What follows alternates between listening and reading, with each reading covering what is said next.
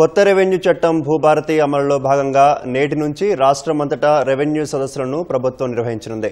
భూభారతిని ప్రజల్లోకి విస్తృతంగా తీసుకెళ్లే ఉద్దేశంతో ఆయా మండలాల్లో సదస్సులకు శ్రీకారం చుడుతున్నామని రెవెన్యూ శాఖ మంత్రి పొంగిరెడ్డి శ్రీనివాసరెడ్డి చెప్పారు.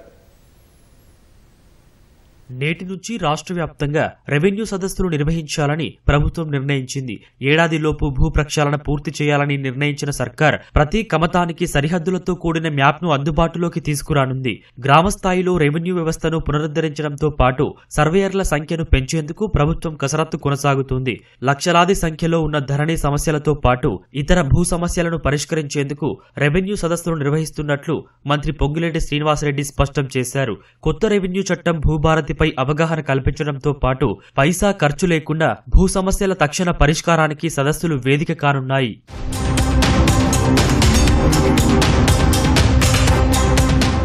సచివాలయంలో రెవెన్యూ అధికారులతో మంత్రి పొంగులేటి సమీక్ష నిర్వహించారు. 10 ఏళ్ల బీఆర్ఎస్ సర్కార్ అనాలోచిత నిర్ణయాలతో రైతుల ప్రమేయం లేకుండానే వారు భూ సమస్యల్లో చిక్కుకున్నారని తెలిపారు.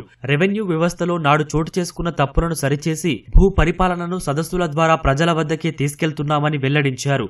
నేటి నుంచి 20 వరకు రాష్ట్ర వ్యాప్తంగా ప్రజల వద్దకే రెవెన్యూ నినాదంతో సదస్సులు నిర్వహిస్తున్నామన్నారు. ప్రజల నుంచి భూ సమస్యలపై దరఖాస్తులు స్వీకరించి పరిష్కరిస్తామని భరోసా ఇచ్చారు. పైలట్ మండలాల్లో ఏకంగా 55,000 అర్జీలు రావడం క్షేత్రస్థాయిలో భూ సమస్యల తీవ్రతకు అద్దం పడుతోందన్నారు. వచ్చే 2 నెలల్లో మొదటి దశలో 6,000 మంది సర్వేయర్లను నియమిస్తామని తెలిపారు.